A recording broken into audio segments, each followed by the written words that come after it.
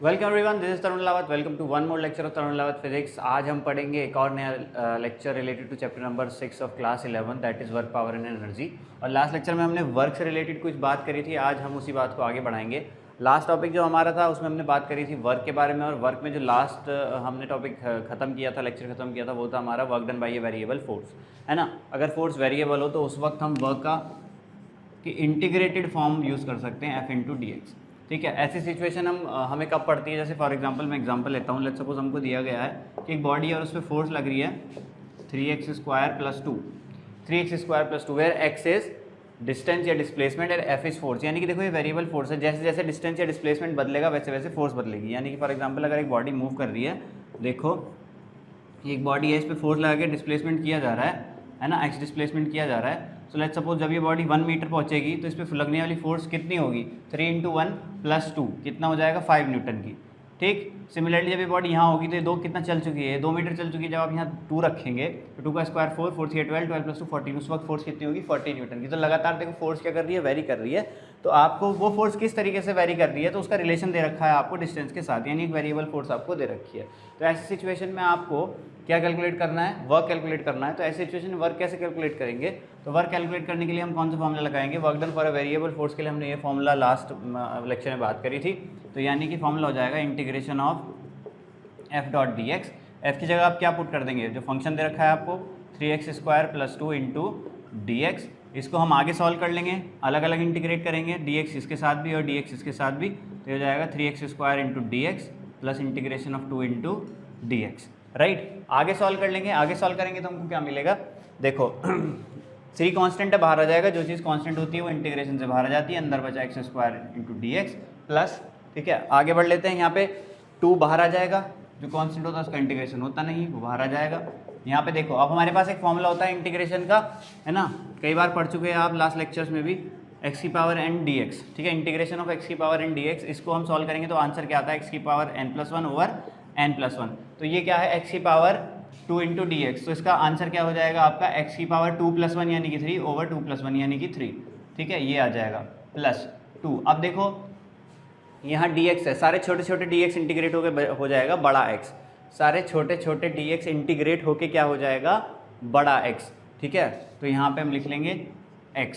ठीक, इसको आप इस फॉर्मूले से भी सॉल्व कर सकते हो। देखो खाली इंटीग्रेशन ऑफ dx को आप ऐसे लिख सकते हो, x⁴ 0 × dx, तो सॉल्व हो जाएगा x⁴ 0+1 ओवर 0+1। तो आंसर क्या आ जाएगा आपका x, है ना। तो वही बात हो जाएगी ना, कैसी मान लो इसको, है ना, जैसे आपको आसान लगे। ठीक, तो इसको सॉल्व कर लेते हैं, 3 से 3 कैंसिल आउट हो जाएगा, तो ये आ गया x³ + 2x, ये हो गया आपका वर्क डन, ये आ गया आपका वर्क डन।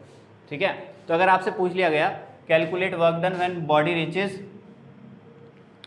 10 मीटर, है ना, अगर आपसे बोल दिया जाता calculate work when body moves by 10 unit, body displaces by, body 10 unit से डिस्प्लेस हो जाती है, तो एंड में आप यहाँ पे क्या रख दो, 10 की वैल्यू पुट कर दो। ठीक है, यहाँ पे 10 की वैल्यू पुट कर देते हैं, तो ये हो गया आपका 10³ + 2 × 10, यानी कि कितना हो गया, ये 1000 + 20, तो ये हो गया 1020 जूल। तो इस तरीके से हम क्या कर देते हैं, ये वाले क्वेश्चन सॉल्व कर लेते हैं जब हमको फोर्स वेरिएबल गिवन हो। ठीक है, तो हम कौन सा फॉर्मूला लगाते हैं, ये वाला फॉर्मूला लगाते हैं, फिर फर्दर इंटीग्रेट करके उसको सॉल्व कर लेते हैं। जो एक्सप्रेशन मिलेगा वो हमको एक्स के टर्म्स में ही मिला। ठीक है, और आपसे अगर उन्होंने फर्दर एक क्वेश्चन फालतू पूछ लिया है ना, एक्स्ट्रा पूछ लिया है कि वर्क डन बताओ जब बॉडी 10 यूनिट डिस्प्लेस हो चुकी है, तो एक्स की वैल्यू क्या रख दो, 10 रख दो, क्योंकि एक्स क्या है, डिस्प्लेसमेंट ही है। समझ में आ गई बात। तो ये बात हुई वर्क की। आगे बढ़ लेते हैं, नेक्स्ट टॉपिक पे बढ़ते हैं। नेक्स्ट टॉपिक है हमारा एनर्जी।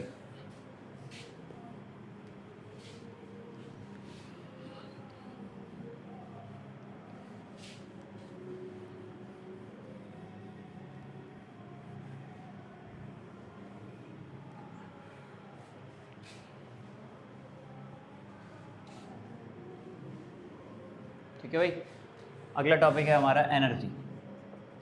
अब एनर्जी क्या होती है, एनर्जी को हमने कैसे डिफाइन किया, सब जानते हैं एनर्जी क्या होती है। हमने कैसे डिफाइन किया है एनर्जी को? Energy it is the capacity to do work, capacity to do work, है ना। जिस चीज़ से हम वर्क कर देते हैं वो क्या होती है? एनर्जी, है ना। तो एनर्जी का यूनिट जूल होता है और जितनी एनर्जी हम खर्च कर रहे हैं उतना ही वर्क हो रहा है ना। इस तरीके का कंसेप्ट हमारा वर्क और एनर्जी का है। तो it is the capacity to do work और ability to work, capacity to work और it is the ability to do work. ठीक है, अब देखो दुनिया जहान की एनर्जीज़ हैं, है ना। हम बहुत सारे एनर्जी के बारे में जानते हैं, heat energy, light energy, sound energy, है ना, और electrical energy, magnetic energy, nuclear energy, दुनिया भर की एनर्जी का नाम आपने सुना होगा। फिलहाल अभी जो है हम जो पढ़ रहे हैं इस चैप्टर में, हमको सिर्फ मैकेनिकल एनर्जी पढ़नी है, मैकेनिकल एनर्जी, केमिकल एनर्जी, है ना। आपने बहुत सारे नाम सुने होंगे एनर्जी के। हमको कौन सी एनर्जी पढ़नी है? Mechanical energy. कौन सी एनर्जी पढ़नी है? Mechanical energy. ठीक है, मैकेनिकल एनर्जी दो टाइप्स की होती हैं, एक है आपका काइनेटिक एनर्जी और दूसरी है आपकी पोटेंशियल एनर्जी, है ना। बाकी किसी एनर्जी से हमको कोई मतलब नहीं है, ना लाइट एनर्जी से, ना साउंड एनर्जी से, ना हीट एनर्जी से, ना केमिकल एनर्जी, किसी एनर्जी से हमको कोई मतलब नहीं है। हमको सिर्फ दो एनर्जी से मतलब है, काइनेटिक एनर्जी और पोटेंशियल एनर्जी। इन्हीं दो एनर्जीज़ को हम साथ में क्या बोलते हैं? Mechanical energy. ये कह लो मैकेनिकल एनर्जी के दो टाइप्स हैं, है ना, काइनेटिक एनर्जी और पोटेंशियल एनर्जी, राइट। अच्छा तो सबसे पहले डिस्कस कर लेते हैं काइनेटिक एनर्जी को।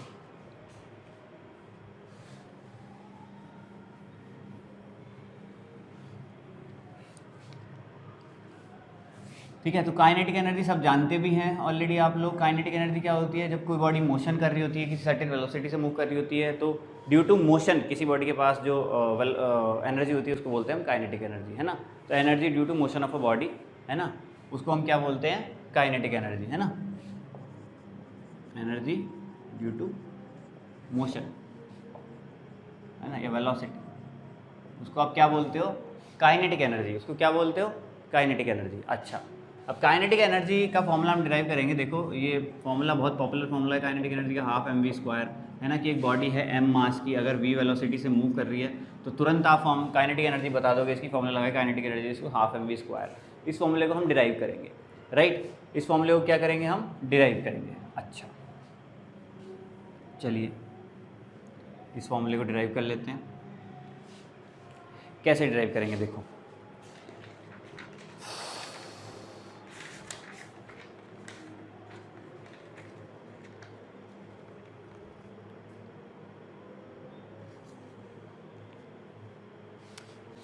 चलिए डिराइव कर लेते हैं। देखो लेट्स सपोज एक बॉडी है, ये एक बॉडी है, ठीक है, और ये u वेलोसिटी से मूव कर रही है। कितनी वेलोसिटी से मूव कर रही है? u वेलोसिटी से, ठीक। अब आपने क्या किया? इस बॉडी पे एक फोर्स लगाई, एक बॉडी पे इस पर फोर्स लगाई, और उस फोर्स से आपने इसको s दूरी तक फोर्स लगाई। जब तक ये बॉडी s डिस्प्लेसमेंट इसने किया तब तक आपने वो फोर्स लगाई, और उसके बाद आपने वो फोर्स हटा दी। तो जब ये बॉडी यहाँ पहुँचेगी ऑब्वियसली इसकी स्पीड बढ़ चुकी होगी। तो हमने मान लिया यहाँ इसकी स्पीड कितनी हो गई है? v। कितनी स्पीड हो गई है? v स्पीड हो गई है यहाँ पे इसकी, ठीक है। अच्छा, अब हमको बहुत अच्छे से पता है, देखो कि जो हमने वर्क किया होगा, वर्क डन कितना होगा हमारा? फोर्स इंटू डिस्प्लेसमेंट, यही तो वर्क किया होगा हमने, बताओ। फोर्स इंटू डिस्प्लेसमेंट, यही वर्क किया होगा कि नहीं? अच्छा, अब देखो वर्क का फॉर्मूला, फोर्स का फॉर्मूला हमारे पास है। फोर्स का फॉर्मूला हमारे पास क्या होता है? फोर्स का फॉर्मूला होता है हमारे पास मास इंटू एक्सेलरेशन, होता है कि नहीं? फोर्स का फॉर्मूला होता है मास इंटू एक्सेलरेशन, होता है कि नहीं? ठीक है। अच्छा फोर्स का फॉर्मूला होता है मास इंटू एक्सेलरेशन। अब एक इक्वेशन और होती है हमारे पास, थर्ड लॉ ऑफ इक्वेशन क्या होती है? थर्ड लॉ ऑफ मोशन क्या होता है? Third equation of motion, sorry, third equation of motion आपको क्या बोलती है? कि v² minus u² is equals to 2as। होती है कि नहीं होती? बताओ, है ना? ठीक है, होती है। अच्छा अब देखो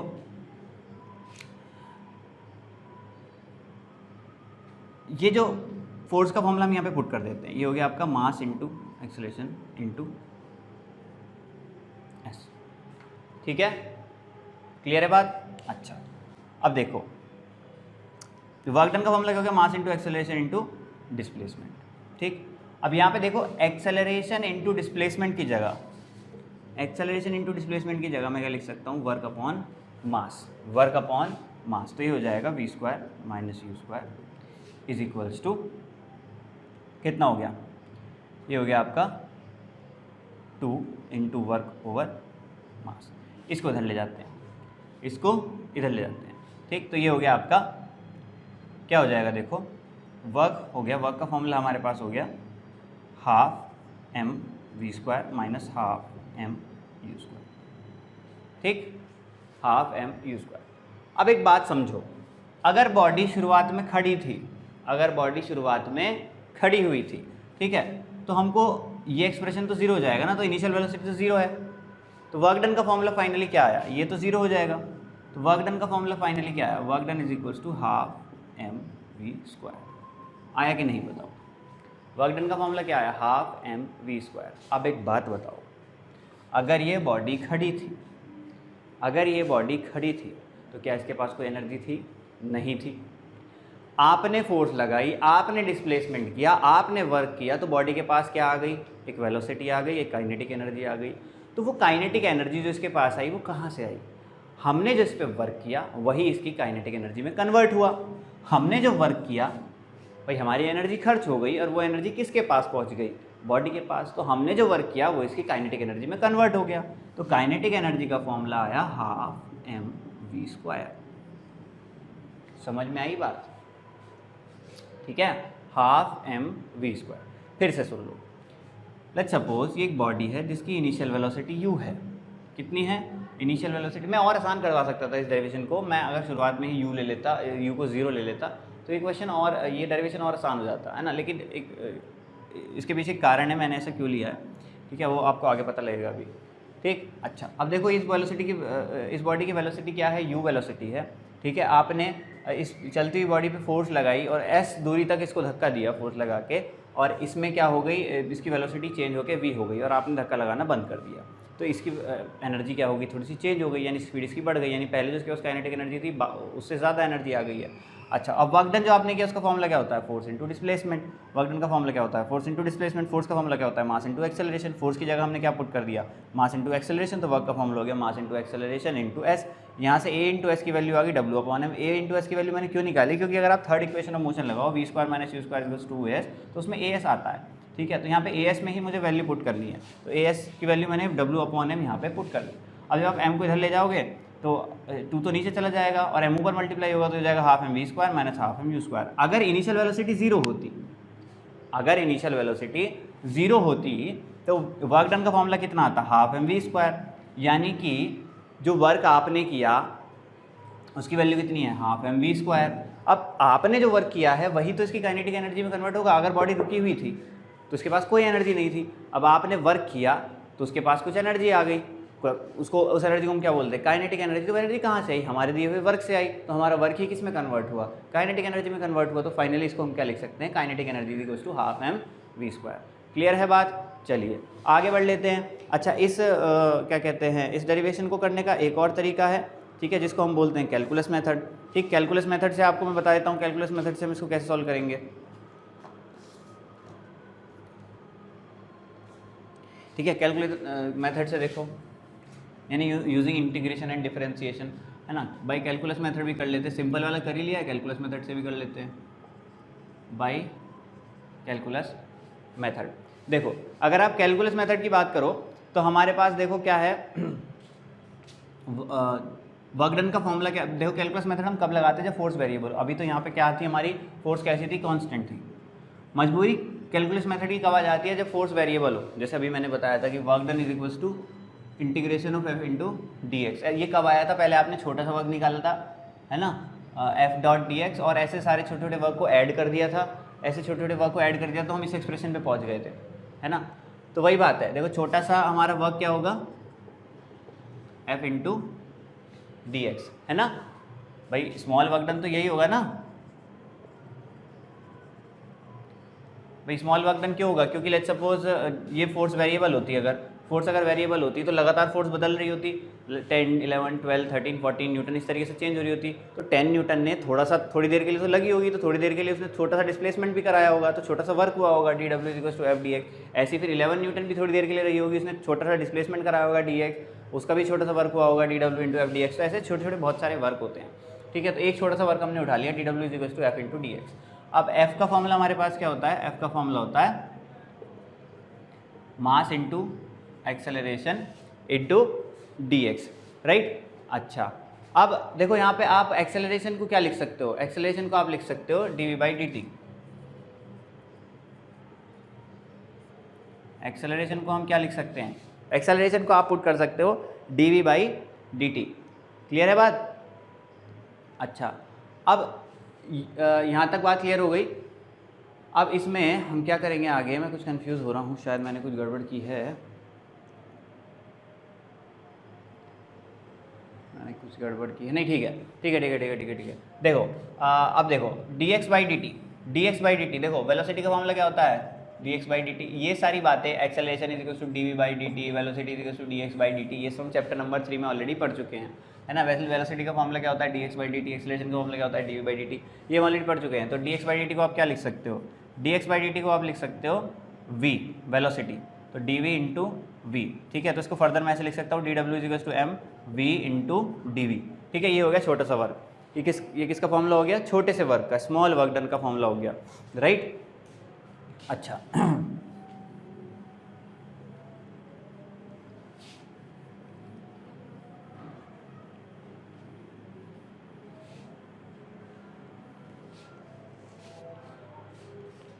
ये हो गया स्मॉल वर्क डन का फॉर्मूला। अब देखो आपको चाहिए कंप्लीट वर्क, है ना। मैं आपको फिर से एग्जांपल लेता हूँ, चलो यही एग्जांपल लेता हूँ, बस मैं चेंज क्या कर दूंगा भाई। ये बॉडी है, इसकी वेलोसिटी कितनी है? इसकी इनिशियल वेलोसिटी है u। आपने क्या किया? आपने फोर्स लगाई और s दूरी तक सॉरी s दूरी तक आपने क्या कराया?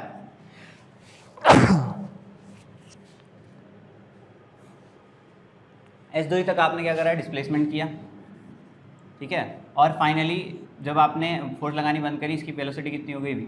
इसकी वेलोसिटी कितनी हो गई भी? लेकिन अब की बार आपकी फोर्स क्या है? वेरिएबल है। अब क्योंकि फोर्स आपकी वेरिएबल है, तो वर्क डन का जो फॉर्मूला होता था फोर्स इंटू डिस्प्लेसमेंट, वो आप नहीं लगा सकते हो, वो आप नहीं लगा सकते हो। वेरिएबल फोर्स के लिए आपका फॉर्मूला क्या होता है? Work done F/dx। Work done का फॉर्मूला क्या होता है? F/dx, है ना। ये होता है इंटीग्रेशन ऑफ F/dx, यानी कि F की जगह क्या आ जाएगा? m/a/dx, ठीक है। आप इसकी जगह क्या पुट कर सकते हो?